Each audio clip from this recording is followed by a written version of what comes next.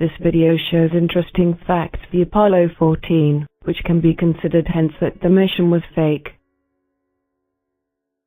At page 11 of the mission report, they say that an abort command was delivered to the computer as the result of a malfunction, but they say that a routine was manually loaded in the computer that inhibited the recognition of an abort as great. This is ridiculous, because manually loading this routine is not instantaneous and takes time, and by the time that it was loaded the abort would already have been executed. It would have been too late to cancel it. At page 12 of the mission report, they say that, in the final braking phase, the lunar module abort guidance system failed after the system was no longer required. But as it failed after it was no longer required and was never used, how could they know it had failed? At page 21 of the mission report, they say that the clock on board the spacecraft was changed to add the delay between the planned launch and the effective launch because the time of the mid-course corrections was relative to the planned time of the launch of the Saturn rocket. But this is ridiculous, because the time of these mid-course corrections was relative to the planned launch only if there had not been a delay in the launch, if the Saturn rocket had lifted off as planned. The fact that the launch has been delayed means that the time of these mid-course corrections was now relative to the effective time of the launch and not the planned time. If this delay is added to the onboard clock, it means that the astronauts will make the mid-course corrections too soon, 40 minutes before the normal time, since this delay between the planned time of the launch and the effective time is 40 minutes. At page 36 of the mission report, they say that the central station of the LSEP was set to the high bitrate mode for the seismic experiment, and that meanwhile only the data of the seismic experiment and limited engineering data could be transmitted in this mode. But this is ridiculous, for the seismic data is at rather low frequency, as shown further in the report, less than a hertz, and so it was not really necessary to use the high bitrate mode to transmit it. Furthermore, it was perfectly possible to also send the other data of the LSEP in this mode. On the same page they say that a 12-hour timer of the LSEP failed and stopped sending pulses.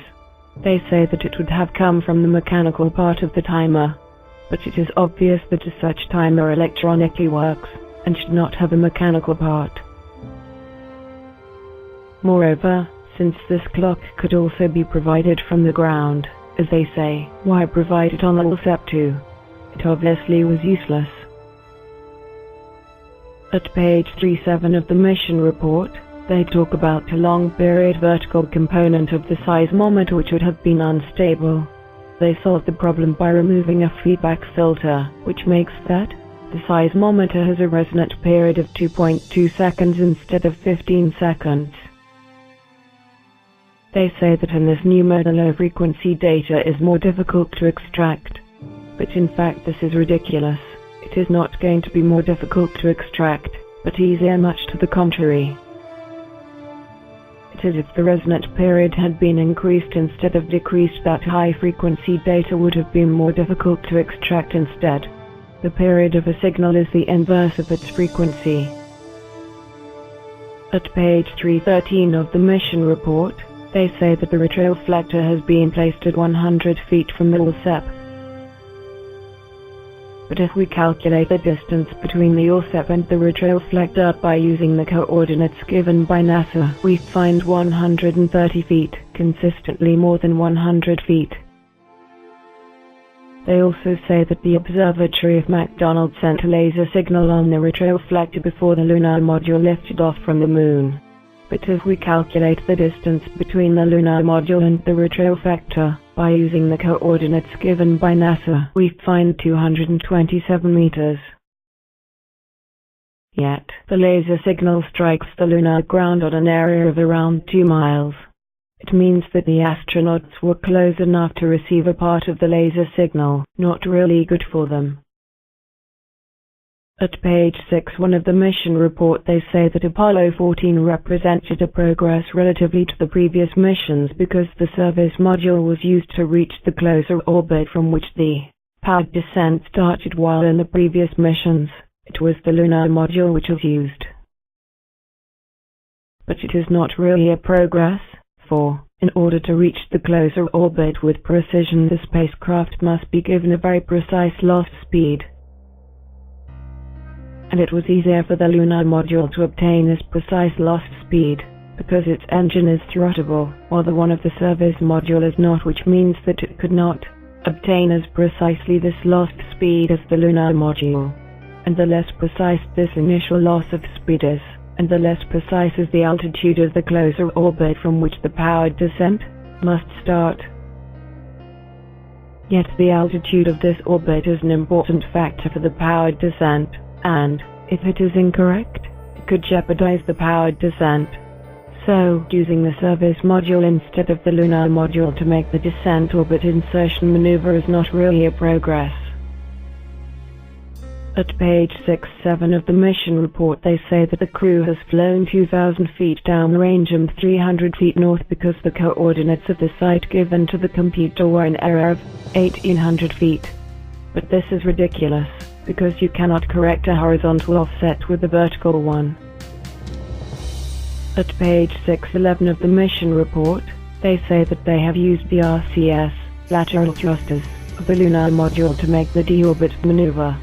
That is to say, to make the lunar module crash on the Moon, and the crash be recorded by a seismometer of the OLSEP.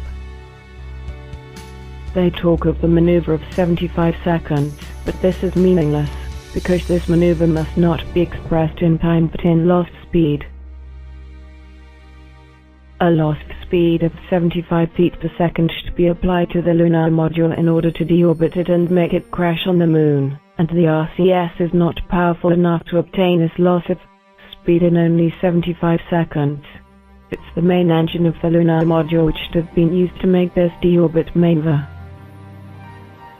At page 7-10 of the mission report, they say that the 0.05 J light failed to illuminate after a pitch-down disturbance. But this pitch-down disturbance creates a variation of angle, measured by a gyroscope, and not of acceleration or deceleration, measured by an accelerometer. So logically the 0.05 J light, which indicates a variation of acceleration of 0.5 meter per second square, had not reason to go on. At page 8-1 of the mission report, they say that the lunar module had a speed of 1.7 feet per second in each horizontal direction, which in fact makes a resulting lateral speed of 3 meters per second. 3 meters per second is the speed of a walking man. It may not be very fast, but it may be enough to make the lunar module tip over if it bumps against a crater or a rock. Normally before landing, the lunar module should be perfectly stationary relatively to the lunar ground. At page 8-13 of the mission report, they say that switching to reduced throttle was made 14 seconds earlier than predicted it would have been to make a correction of the landing site. But they say that, in the last 11 seconds of these 14 seconds, the engine was put to full throttle again. Then in that case, why not simply rather switch to reduced throttle only 3 seconds earlier than predicted? The result would have been the same.